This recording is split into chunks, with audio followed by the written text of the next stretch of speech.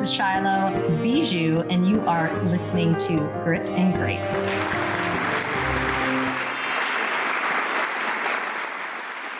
Welcome to another great episode of Grit and Grace. I'm Shylo Bijold, and today it's all about sex. Yes, we are talking about sex today with my guest, Sequoia Stafford. She is with us, and I am so freaking excited. So let's get this show on the road. Let's get started. Oh my gosh. So Sequoia, I have been connected to you by a mutual friend. She was like, you need to connect to this woman. So I reached out and I started looking at all you do, and I am totally intrigued and so excited for the show today. So, oh my gosh, hop on, say hello, tell us a little bit of your background, where you're from, a little bit about you, and we're just going to talk all about sex. Absolutely. Hi, everyone. I'm Sequoia, and I love normalizing the conversations around sex, intimacy, and what makes us really turned on in ways that we are not used to seeing in normal conversations in media and stuff. So I teach Tantric Yoga, and I have different ways of teaching, but I'm really interested in helping everyone to normalize this conversation about delicious love and how we can interact with each other sensually from a perspective that is healthy and really embracing the experience of sex is how we all got here. It's a normal part of our lives. So let's normalize the conversation around it. Absolutely. So I know you're in California. You do travel a lot. Yes, I do. You've written a few books. You can see them in the background. I absolutely love it. It's hard. Hello. I think it's so great though. But I also have gone through so many shifts, and we'll talk about that. I'll kind of use some relatable things for the guests so we can break the ice per se. Because I know this is hard. Like even for people, I love it. Even for people who think that they're very comfortable and they've got it together, it's still a conversation like, where do we start this and how do I express some of this? Because we carry a lot of shame. I talked to you about that privately. We carry shame, we carry guilt, we carry all the things. And, obviously my listeners do know, but I'll go over it again. I had a complete vaginal reconstruction this year. And it was a medical procedure. I chose to do the whole thing because why not? If I'm there, make it look gorgeous, right? I'm totally open about that. But there was a lot of shame behind it. And so the emotional part of that journey, and I'm still on it because I had my final procedure last week. Yeah. The emotional part of that journey has been incredible. Yeah. And what we carry in our vaginas, what we carry in our penis, whatever, we carry emotions in there. We carry all the things. So let's just kick off by let's just talk about the importance of having these conversations and what you can do to help somebody who, and I'll bring up my issue and we'll go from there. Sure. The insecurities that came up. All of a sudden, I'm this most confident woman who is now, in my opinion, I'm like, what just happened? I feel like I have every insecurity on the planet coming to light. And that happened to me this year. I also got divorced this year. So there were so many things. And I'm like, oh my God, this is not the time for this woman to be going through this, but it is the time because I had to go through all the things to heal it. And that's part of the journey too. So let's just talk about the healing, the process, what you do for people, couples, all the things. Yeah. I'm so appreciative that you're even asking. And the reason why I named this book, It's Hard, is because I've been through sexual dysfunction. I healed myself from sexual dysfunction from a lot of the modalities that I work with people in.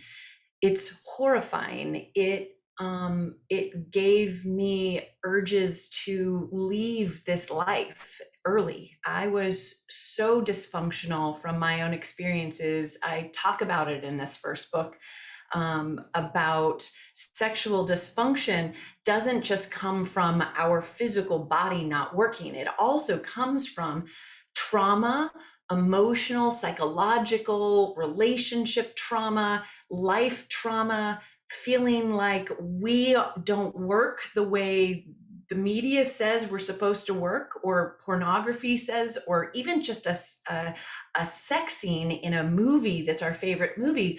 We as human beings, we think of ourselves in relationship to all of those.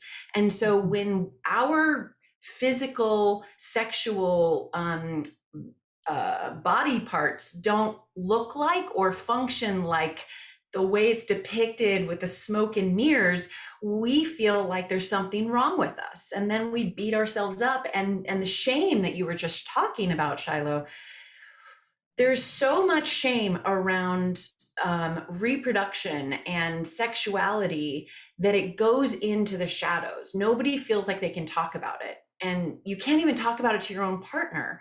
So how are we actually going to go into the bedroom if we can't talk about the things that we're about to do? I mean, one of the things that is the strangest for me as a woman, if a partner can't talk to me about something, but I want that partner to put his head and his face right in my crotch, that is a complete disconnect. Like, you're not going to talk to me, but you're going to put your head in my crotch. And that's what I would love for you to be, because that's what I really enjoy with sexuality. I love to be devoured. Right. I don't want just intercourse. I want something more. I want the partner to want to get to know every aspect about me. Mm-hmm. And that's something that doesn't happen when we click off the light and we close our eyes and we just do penetrative sex. Penetrative sex is such a small fraction of what sex is.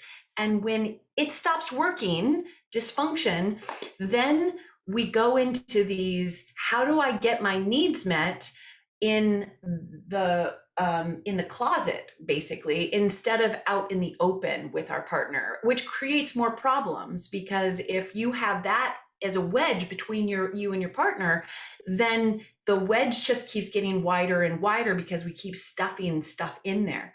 So I find that relationship arguments are wounds that sit right there in the way of having really functional sexuality and self-expressed sexuality.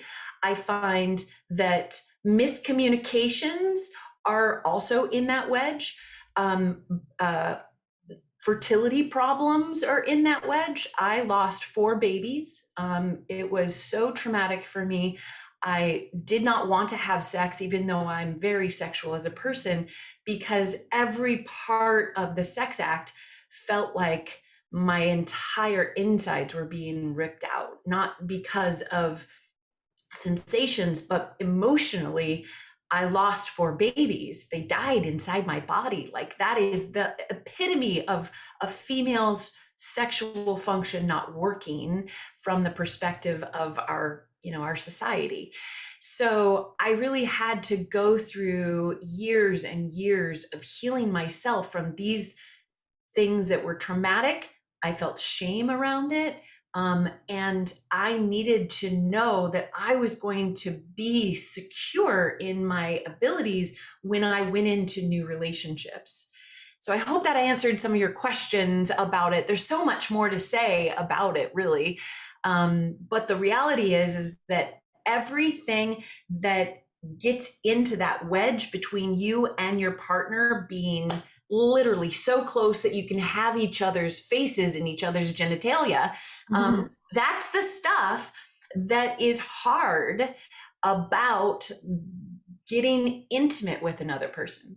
But my practice comes from a lineage of Dr. Ruth. I was 12, 13 when I first started listening to Dr. Ruth. And I'm 50, so that was back in the 80s. She was on the radio. My sister and I are just a year apart, we would sit and we would listen to her on the radio late at night. And we were like shocked, but also it felt so good to know that this was normal instead of, something to be ashamed about. So my parents are very open and they talked about sexuality with us growing up. So it wasn't a mystery to us. We were encouraged to have our own sexual expression for our private life. My parents really supported that. And then when I did start having sexual dysfunction, and I was literally suicidal because I had I had been molested. I had been sexually assaulted. I had been touched and groped inappropriately by adults, really, in my childhood. And that all left me with a story that I write about in my first book, It's Hard, with dysfunction, because I thought my body was icky. And that's, you can see the word icky is very much a young person's kind of vocabulary. Feeling icky about yourself is not a good place when someone wants to put their head down in your lap, right? Like, I couldn't look at myself without feeling like I had something ugly between my legs. It took having partners that I could trust who helped me to see the beauty of my sexual my genitalia, really. And when I was able to sit with a partner showing me with a mirror the parts of my body that he loved and found was so beautiful, that's when I started my healing process and was able to look at my own what we call in Tantra yoni, which means sacred space. My yoni is the vulva, and I could look at all aspects of my vulva and love its uniqueness instead of comparing myself to what they say in Hollywood is a beautiful vulva. So that's actually what I've had to go through in order to get to this place where now I help people do the same thing. And there's a lot that goes into, healing someone from that. It's very unique per couple, per person. But it's based in very ancient traditions that are Tantric Yoga practices and rituals that help two people get connected, first to themselves and then to each other. I love that. And so there's many things that I took away from that, and we're going to go into a couple topics. Sure. I turned 40 this year, and a lot of women share very similar stories to you. So I have a lot of friends, a lot of people I've met, connected with over the last couple of years, where I hear a lot of trauma. I mean, trauma is the common word with all of us. And it's not that, I think everybody experiences some sort of trauma in their life. It depends on how we get through it, how severe, what it was. There's a lot of sexual trauma within almost everyone I've talked to. Women and men both have experienced it. And so what's really interesting to me is that this isn't talked about as much as it should be, because the traumas that we experience, as many are sexual as children, or not able to stay, it's usually authority over somebody who has no authority. So it generally happens a lot in childhood, teenage years. It can still happen in adulthood. We know this. So the traumas can continue to happen, especially if they're not healing them. That's one. Two, it causes so much more problems that people are not aware of. Yes.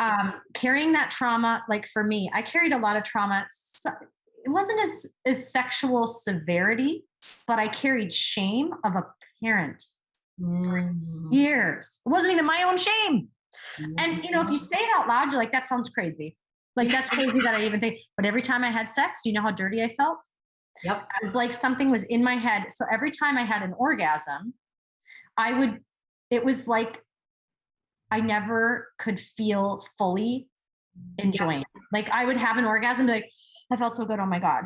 We just, and then I would be like a shell for 5 seconds, 5 minutes, whatever. It was my own little thing, even with my husband of 15 years. And I never started to see this until the last few years. And I finally started talking about it because I was just embarrassed. And that's where it led to getting a reconstruction, because I had let go. It was like I didn't want to look at that area. When you say I didn't want to look at it, I felt ugly. I didn't want to look at it. I'm like, I don't want to look down there. I don't want to look at it. I think whatever, it's fine. I had leaking issues. I mean, from childbirth, I had 3 healthy children. 1 totally ripped me apart. I say that lovingly. She's great. But I was like, my body took a toll on my body in so many ways. I had a herniated belly button. I had all these issues. But the one thing I never addressed the one thing out of plastic surgeries, all these things that had to happen, years just left it alone. So my son teases me. He's like, so mom, were you peeing your pants for 12 years? I'm like, 100%. Yeah. Like I said, and if a man had 1 day of this, he would have had that fixed in that same day. And he said, that's why women are so interesting, the way we do things. Like we care so much about this, and we're like trying to do all the things, but you ask us about that, we don't even want to talk about it. Yeah. And I started to identify that, and it did affect my marriage. I realized it later. I'm like, my sex life could have been incredible, and I don't know what I was doing. Yep. And painful sex. Didn't want to talk about it. Didn't want to talk about embarrassing things, which comes with sex. Like sex is just, it's a little bit messy. That's what I say. Sex is messy. If it's not messy, you're not doing it right. I mean, let's just look from the man's perspective. They literally ejaculate out of their body a mess, which is fine if you actually see it as a sacred mess. But we women actually ejaculate a mess as well. And that's something that people don't even know how to do. And that's what I teach. I teach women how to have what's called amrita, which is seen as, it's the Sanskrit word for nectar of the goddess. So it's basically the waters that get ejaculated from a woman's vulva. It comes right out of the urethra, just like a man.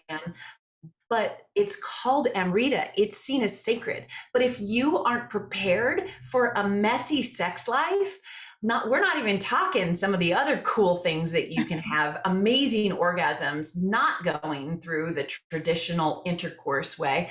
They're all messy, but we think that it has to be not messy. And, how are we going to protect the bed and the sheets? And, do we have sex on our menstrual cycle and all of these things? It's messy, and it should be messy. And there's nothing wrong with that. But we're so, especially in America, we're so hung up with bodily fluids and being perfect. I mean, you and I are both beautiful women. To have mess between our legs because we just had sex feels embarrassing, because society has, through marketing, has been told that you have to have perfect everything all the time. Well, that's just not true. I mean, I remember when my mom would have a blowout with, her menstrual cycle when she got older. And I was freaked out by seeing my mom have this situation. So then when it happened to me, I was like, oh no, this is devastating. I can't even go into work, let alone girls who are teenagers who are having their menstrual cycles. We have to normalize these conversations. We have to stop hiding it, because this is creating more trauma, like you were just saying. And if we can actually get to a point where we talk about this with our partners instead of turning off the light and being quiet about it, then we can actually be seen and be free. And what's required for really amazing sex and really delicious relationships is to be seen. 100% freedom. If you can have freedom in the bedroom, you can have freedom everywhere in your life. But that's challenging when we have a shame culture, which is what you were really just touching on. Yeah. Well, the other thing is, when you say normalizing the conversation, the other part of that, we have a flip of the coin. We're not normalizing talking about healthy sex and what's real and what to expect. We're normalizing porn. We're normalizing, this is what it needs to be, plastic surgery, perfect. And I'm all about fillers and all the things. I don't care what people do. But what I'm saying is, it's an expectation you can never reach. Yep. And if you go into a situation, and like, it teaches our young men all the wrong things. It teaches our young women all the wrong things. I'm like, if that's what you think sex is going to be, you're going to be disappointed, number one, and you're going to feel like you failed every time. But we're pushing this other side of it. Like, we're talking about sex and everything and music and all the things, but we're not talking about it in a healthy way. We are talking about it in the wrong way. We are destroying what's beautiful about it. And it's making a comeback. People like you are saying, hey, no, this is what it is. It's okay to be messy. It's okay to have sloppy sex because it's going to be, because it is. Like, I want to teach my kids as well, because I'm very upfront with my kids. I don't filter from them, but I also want to have the right conversations with them, because they're going to go out in the world and see all the wrong ones anyways. I just want to be the one to say, hey, listen, it's going to happen. Let's talk about number one, safety and importance, trust, intimacy. Okay. The intimacy thing is really interesting to me. So a couple things we talked about, we're going to hit them all. Also at 40, what I've noticed with many friends, I've experienced personally, and I'll just keep it this way so I don't bring anybody into the mix. But over the years, after 35, erectile dysfunction is a big thing, and it's happening really early. And I think we have an entire generation that is trying to deal with it, and they don't know how. Yep. And I men and women, and I'm talking for both. The women we hit on a little bit, but for men, I hear it from girlfriends and from men friends, they're struggling. So it's an interesting thing, because I think it's so common, and I think it needs to be talked about so people can calm down about it, number one. Number two, as a partner, the partner thinks they failed. And that's really tough on a relationship. And I can tell you that I know relationships, not my own, so I don't want to throw anyone in there, but not my own, but I could see, and I do know many relationships crumbled due to one thing, because the one partner thought it was their fault. And I'm like, whoa, whoa, whoa. That's not what that is. So let's hit that first, about the effects of erectile dysfunction. It happens to everyone, I feel, at some point, or it's going to.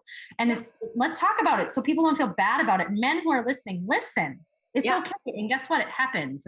And women need to also know, if your partner is dealing with this, what can you tell a partner? Because that partner can also make or break what's going on too, and make it worse, or they can make it better. Absolutely. How can you make it better? That's why this book is The Sexual Satisfaction Secrets to Beat Erectile Dysfunction. It's hard for the female partner. It's hard for the male partner. And by the way, people, men and women can have erectile dysfunction. The whole story in here is how I actually had erectile dysfunction. Women have just as much erectile tissue as men. But we don't know that, because sex education in the schools is actually reproductive education. Pornography is coming from a perspective that the whole idea about sex is reproduction. But we reproduce a fraction of the amount that we're actually able to use our sex organs for. We human beings were given sex organs for pleasure. There's a reason why we are pleasure beings. We have to stop thinking that sex organs are only for reproduction and abstinence when you're not doing that. Part of this part of the body is intended for us to use as creative force and to have pleasure in our lives, to be able to keep chipping away at our goals and, and the intentions of our life. So the idea of utilizing this sexual area for more than just reproduction needs to be a part of the conversation. So I have written a variety of different ways of thinking about sex. And one of them is completely transforming the conversation by saying, let's talk about sex from the perspective of sacred experiences of ecstasy. Mm-hmm. That's not pornography, bam, bam, bam, bam, bam, slam, thank you, ma'am. That we're talking, how can we use a sexual interaction with our partner to get to know our partner? That is something that Dr. Ruth used to talk about. She says that the word for sex in Hebrew means to know.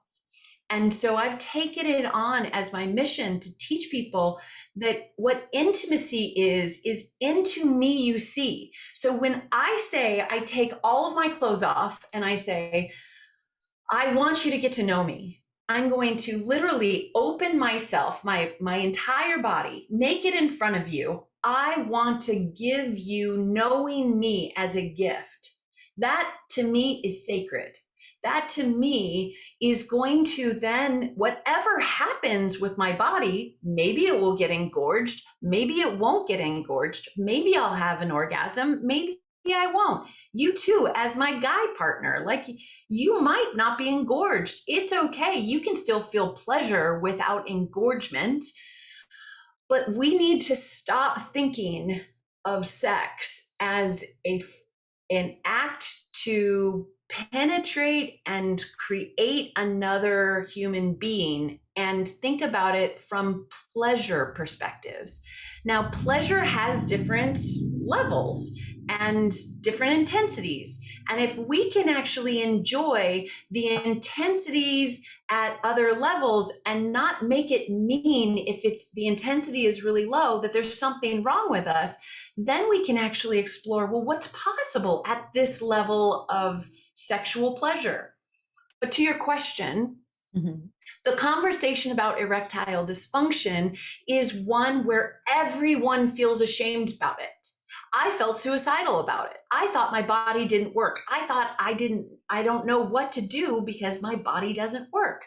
How do I make my body work? Well, I don't know. Do I go to a doctor? Do I get reconstruction? Do I go study the practice of sex? Well, eventually that's what I did. I went through a variety of different healing modalities that are alternative, that are from ancient traditions, that allowed me to peel away at the onion what was going on with me. Once I was able to go through and heal what was going on with me, then I was able to be unconditionally accepting of whatever is going on with my partner. But in erectile dysfunction situations, most of us are so embarrassed that we either fake it, we women can fake it. Men will say, nope, I just don't want to have an orgasm right now. Well, a lot of the things we say in the moment of embarrassment and shame, like you were so beautifully sharing, those are ways of getting out of an uncomfortable situation. And then a lot of men that have erectile dysfunction, they go and seek out help from professionals that, will help them to see whether or not it's the relationship that's not working that is causing the dysfunction. So then there's more secrets that go into it. It's such a complicated situation because we're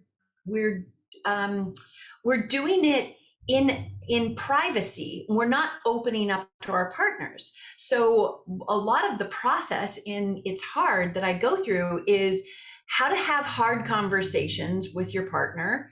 Don't do it in the bedroom. Don't do it when you're trying to have sex and it's not working. Do it at the kitchen table over a glass of wine. Do it sitting in your garden, and have like a vulnerable conversation where you can say, hey, I'm really scared. I feel like my body doesn't work sexually, or you don't like my body, and I really love oral sex. I want you to be at my temple worshiping me, but I'm afraid that you're going to reject me.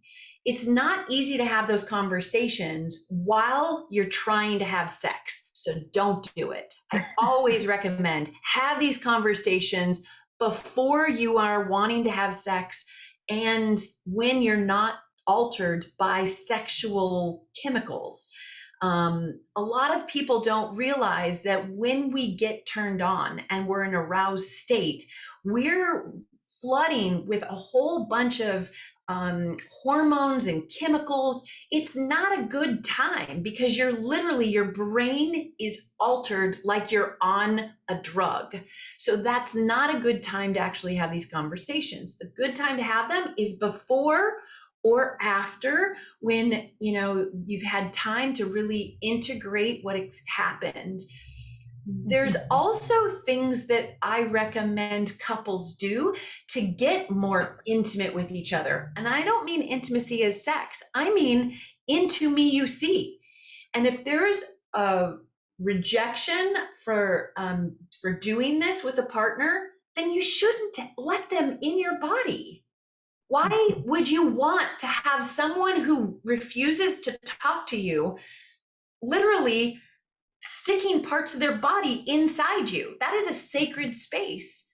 This is not a place to have someone that you don't trust. And I believe, I have a teenager too. She's 18. She's going off to college in a couple of weeks. And what I believe needs to happen for teenagers and young adults who all they have now is porn as their education for sex is to teach them what sacred experience of ecstasy are. Because if they know that, if they feel that, if they have a normalized conversation around sexuality that makes it a sacred act, and I don't mean religious, I mean that you are your own temple, how can you make sure that anyone going into your temple is going to leave, number one, good energy, no illnesses, and no trauma? Then you have to be more discerning. But it has to come from a perspective of, I only want good sensations in my body, and I'm going to take this opportunity to be the gatekeeper of what goes into my sacred space. And in that way, I think we can transform this entire sexual traumatic wounding that has been going on for way too long. We're over it. I mean, if nobody got the message with Me Too, then I don't know what is going to work. But for me, I am far more discerning now than I was when I was a young 20-year-old, because I know that I wouldn't want to allow anybody to put anything toxic inside my body. That includes someone's energy, and that is an energy pool in our sex organ that you have to somehow get that negative energy out of you if it was put in there. So it's so challenging, and you have to go to someone who like knows what to do, like myself, in order to really release and clear out all of those traumatic experiences that I just don't want anybody to have to go through that. So don't let them in the first place. And this is true about men as well. Writing It's Hard was my answer to the Me Too challenge for men, because men weren't really being included in the Me Too experience, but probably half of my clients are men who have been raped by women, raped by men, raped by adult power figures when they were young, or they had a trauma from a sexual experience with a partner, whether it was male or female or non-binary, that left them for their entire life feeling like I did about their body being icky from one comment that happened, you finished so fast. Like that kind of a comment can really traumatize a man. And then for the rest of their lives, they're like trying to heal from something that was said to them in a passing moment from someone didn't realize that it was going to traumatize them. Mm-hmm. We also, as individuals, need to get more grit, which is one of the reasons why I love your show is called Grit and Grace, because grit is missing in the bedroom. We have to be less vulnerable, but the only way we can be less vulnerable is if we do the work on ourselves, so that anything someone says or does is not going to have a place to land. And that's why I'm really interested in teaching these practices to give women and men and people who consider themselves non-binary, which is a huge section of the population that has sexual shame that needs to be healed also.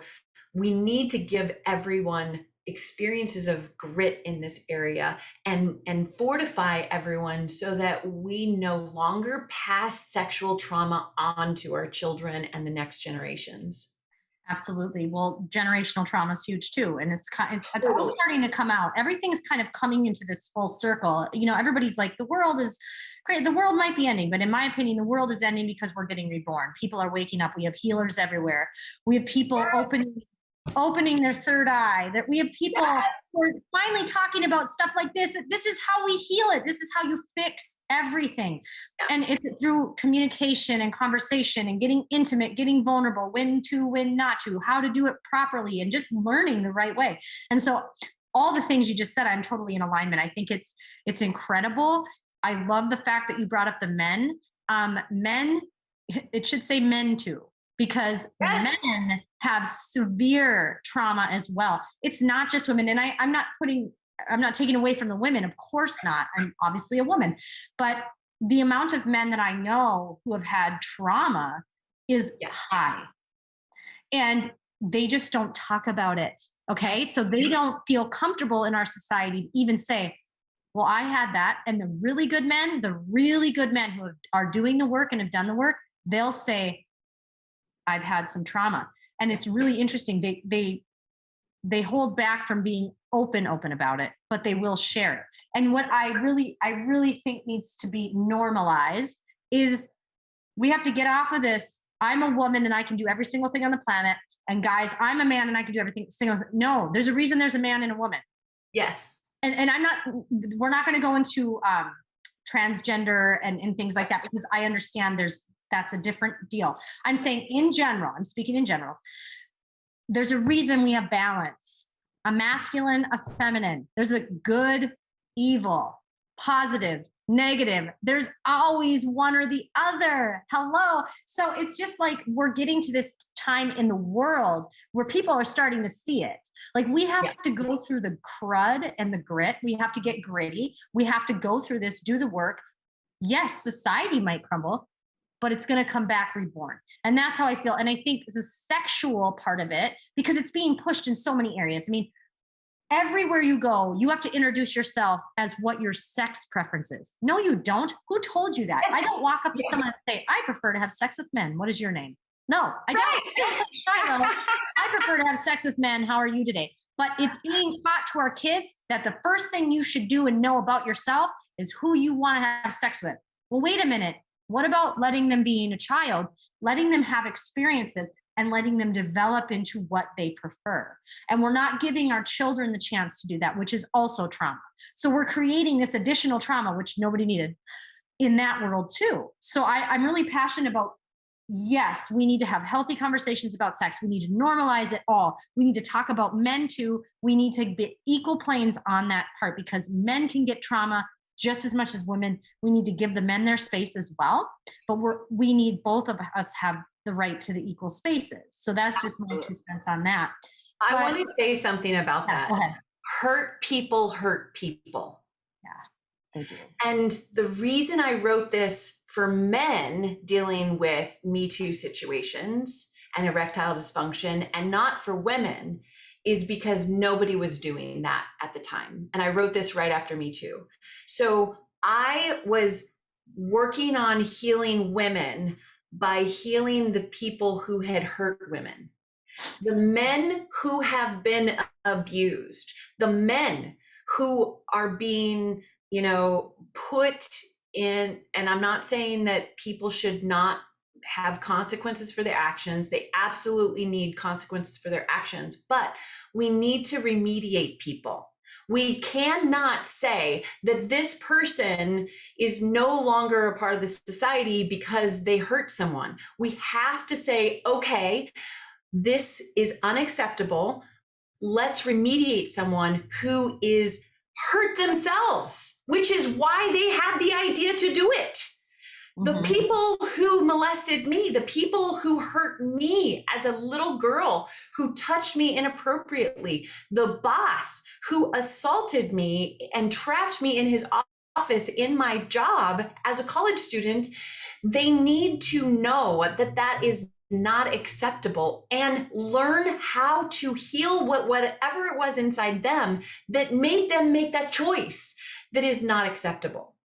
Mm-hmm. So it's not about, man versus women, about who needs more help. It's about all of us need help. We all need to heal from this really, I don't know if you're okay with me cussing, but this fucked up relationship we have with fucking. It's ridiculous. We all got here from the sex act.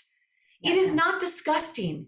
It is a part of our evolution and a part of how we get through being in society with each other. It used to be something that a tribe would share with each other. It wasn't from the perspective of ownership. That's what book number 2 is all about. This is about how do you have sexual sovereignty? And first, we need to heal what hurt us. Now, once we're on the path of healing, how do I own my sexual sovereignty and say, I have a right as a human being, however I identify, to have what feels good to me in a sex act. And if that means it's a foot fetish or, with a woman versus a man, that's my right. And nobody is the head human over me. I am my own head human. I get to say, I like to have oral sex. I like to have a foot fetish. I like to have my hair touched while I am having sex. Those are my options. What is your flavor? Because I want to honor your flavor, and I want you to be able to share that with the person you chose to marry or not marry, but who you've chose to share a sexual experience with. And I want that person to, whether they want to do that with you or not, I want that person to honor and have reverence for what you want. And I want both you who are interacting with each other sexually to choose freely to engage in that or not with consent. And if you choose not to, even if you're married, then each person, I believe, has a right to get those needs met by someone. And we should have our ability to engage without feeling that we are, we're swingers or, parts of the society that are shamed for wanting to have the kinds of sexual interactions that feel good to us. And so there's a huge, I agree with you, there's a huge crash and burn that's happening right now. But just like, the phoenix coming out of the ashes from whatever is being demolished, I think that this is needing to happen so that we can create a whole new societal working on relationships. Okay, so basically, Sequoia, let's go back to it. I switched my views for everyone viewing and seeing this. We had to switch the views for internet reasons. But okay, so I quit drinking. This person who used alcohol for everything and now goes into, oh my gosh, I'm not drinking. And all of a sudden, this sexuality starts coming out where I never cared about sex on the level that I some people did, and I never understood. And then all of a sudden I'm like, I really want to have sex. I want to enjoy my husband. I want to have all the things, right? It started to change. And this world opened up where I'm like, wow, now I understand what some people are talking about. Right. And that has been a challenge. But let's go into what was the challenge originally. We also live in a society of numbing. Everyone's numbing and numbing and numbing. You can't have good freaking sex if you're constantly numbing. So let's just address that topic for today and end there, because I think this is a really important topic. It's not just alcohol. This numbing comes from porn as well. If you have a porn issue, I know people who've lost marriages. They're looking at porn all day. They're not even having sex with their partners or at all. Right. So let's talk about that. Okay, great. This is so important. So first of all, some statistics. Children are getting on porn younger and younger. as early as age 10 and earlier. We are seeing erectile dysfunction in young men as early as 20. Erectile dysfunction used to be something that happened later in life, like 60s, 70s, 80s. It's not something that is supposed to be happening to 20-year-olds.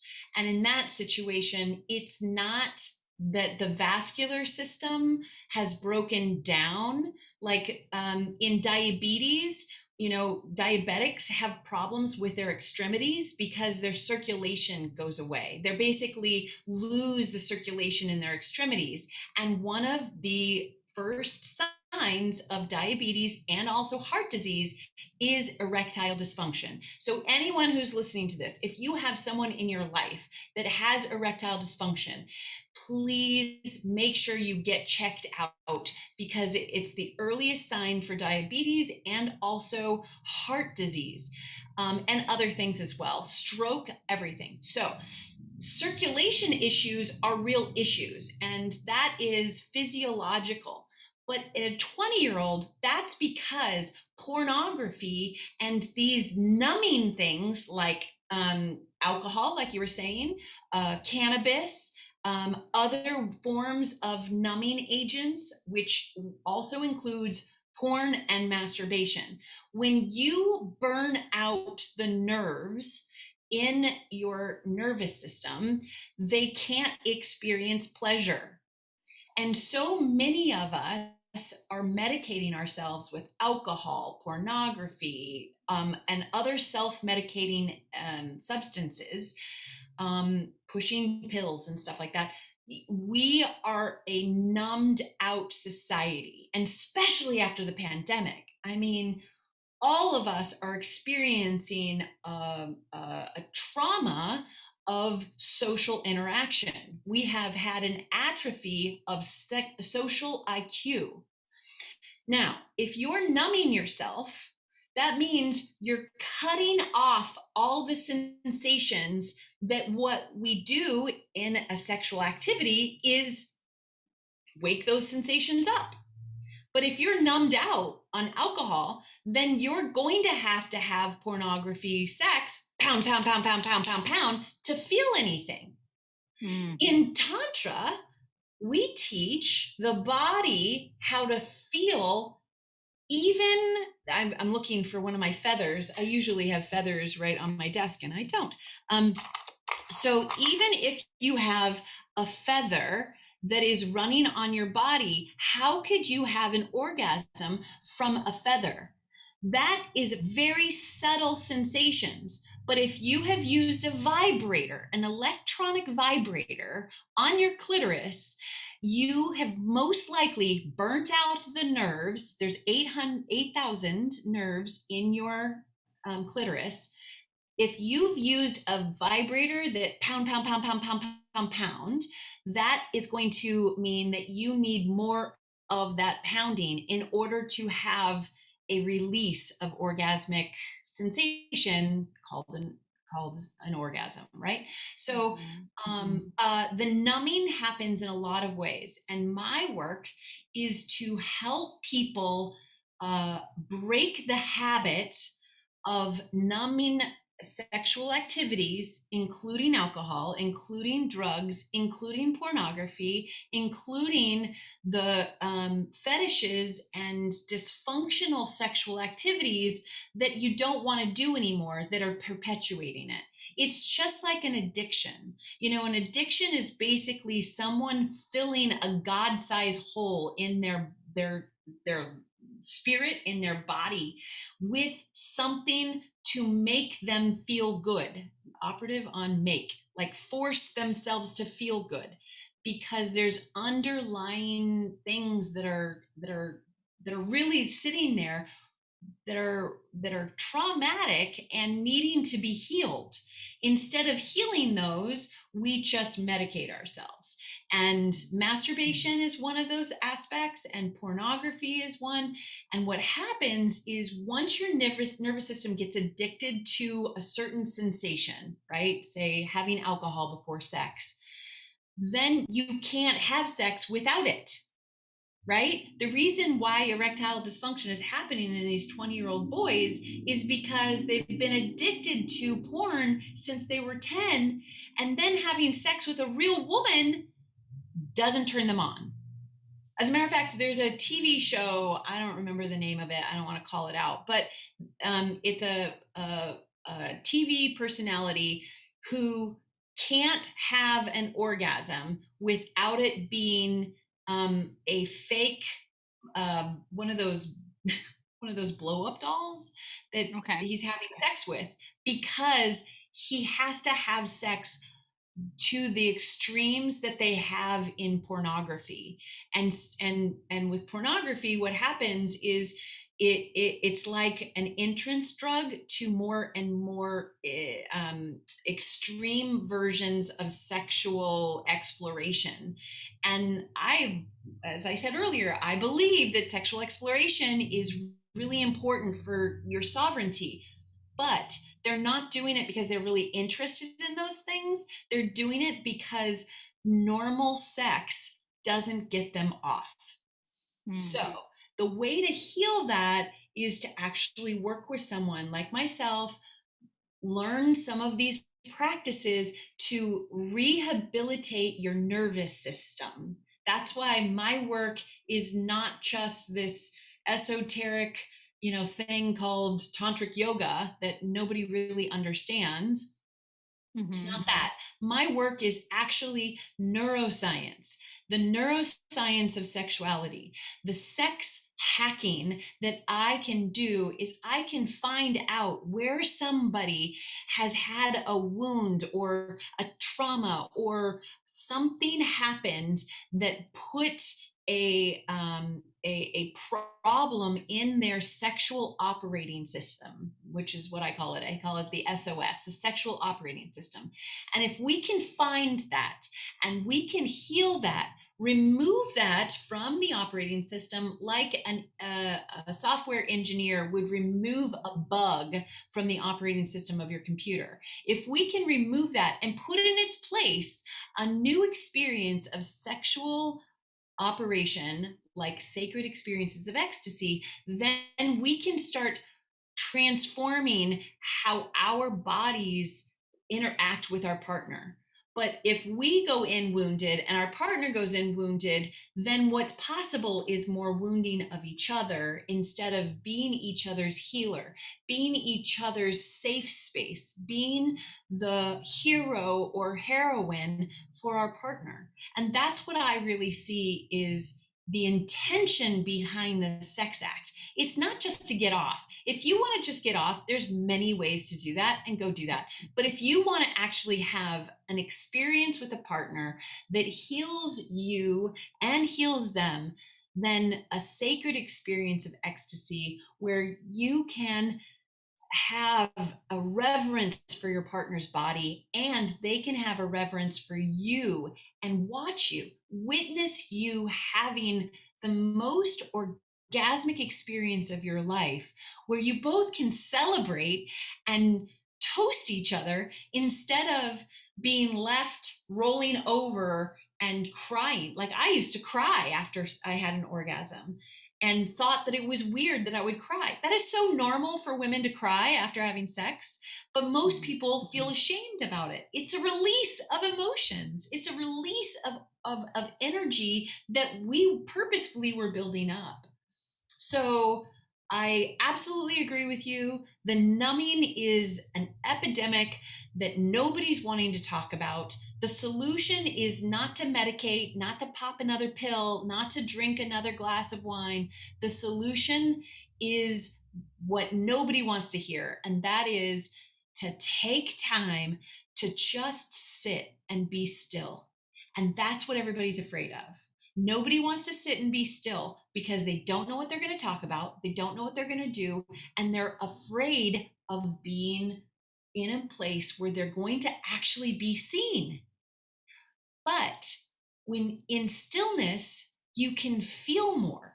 You can feel the engorgement.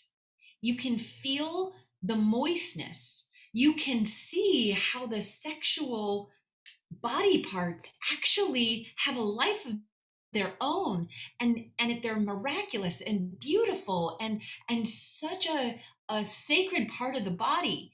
But because we turn off the light and we just do this bum bum bum bum bum, you're not going to feel the electricity. The electricity when a woman orgasms and you are inside that woman.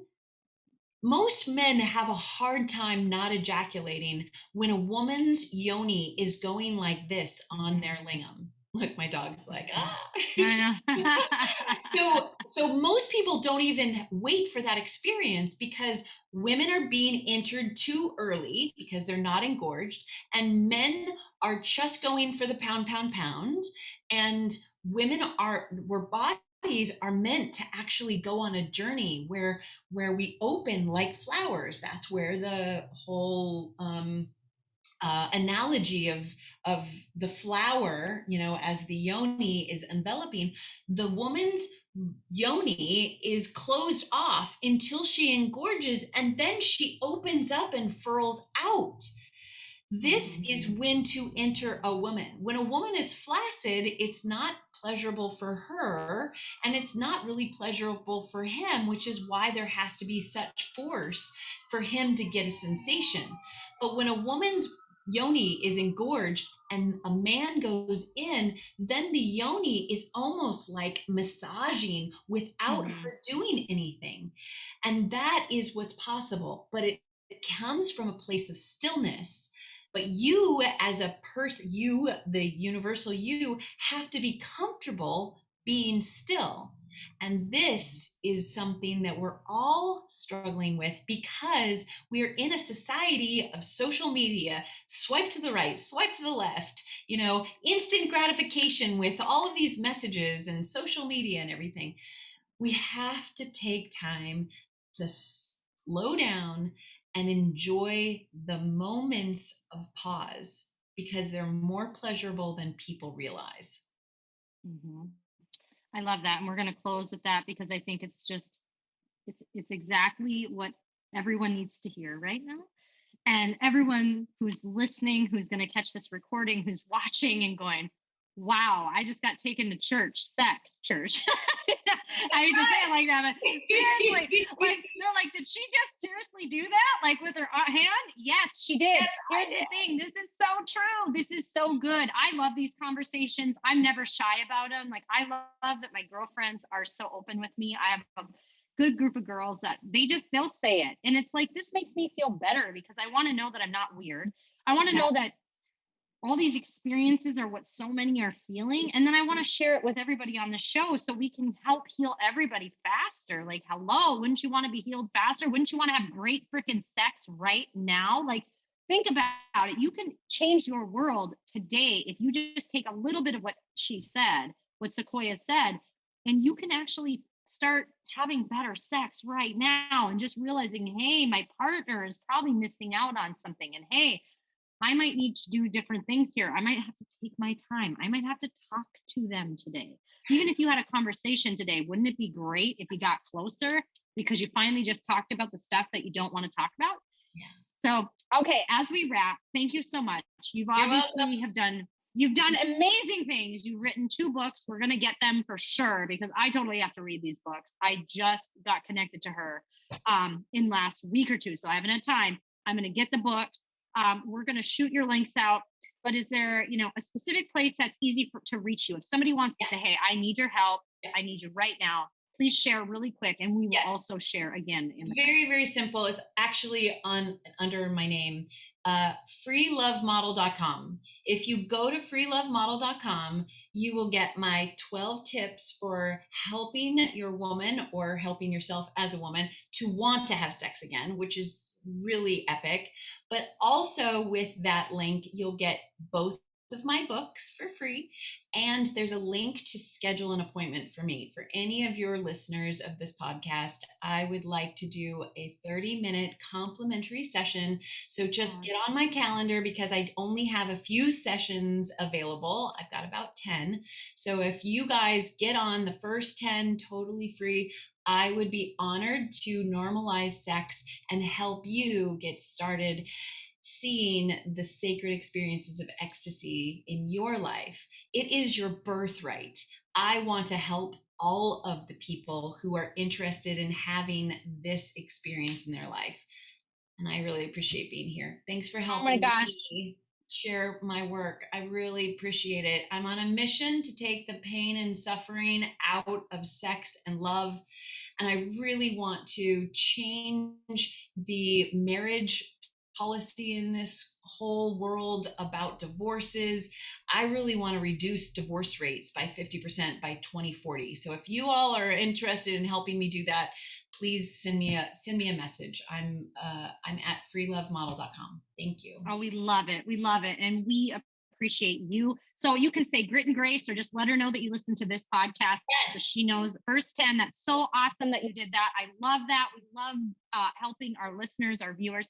And y'all, this has been another incredible episode. Obviously, I'm Shylo Bijold out of Duluth, Minnesota, and Sequoia was awesome enough to come on, and we normalized the sex talk today, and we are definitely going to keep this conversation going. We may even ask you back shortly, because please, I would love it. It's an incredible show. We could have talked way more. Trust me. But we want to get you back on down the road, so we're going to save some good stuff for later. Maybe some fun, maybe a Q&A. That might be a fun thing to do. I love it. I think a lot of people would love it, and I think a lot of people miss Dr. Ruth. I'll be honest. I just love her. I literally went into this work because she made a huge difference in my life. Literally. She was the mentor that I started with. And I said, I want to do what she's doing, because she helped me to normalize sex early on. And that's who I would like to be as a support for everybody else. So thank you. Yes. You're welcome. Dr. Ruth. We love you, Dr. Ruth. We love you. And yeah, thank you for everybody who's hopping on here. But everybody, just thank you for joining us in another episode, and we'll catch you on the next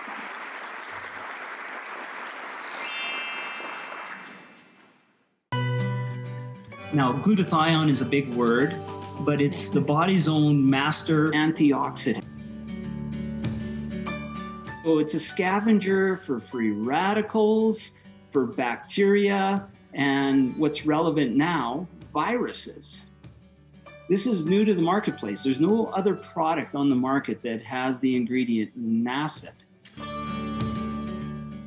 And basically NACET increases the production of that glutathione that is in our body already to strengthen and enhance our immune system and keep it strong. Elevated sense of well-being. Supports muscle strength and endurance. Cognitive function. Powerful liver support. Energy. Helps blood sugar regulation. Superior bioavailability of key ingredients.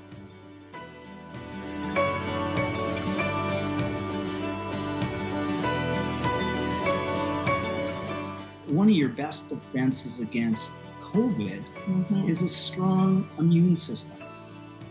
Taking GSH Plus as a daily supplement does all that. And now we have the product out on the marketplace.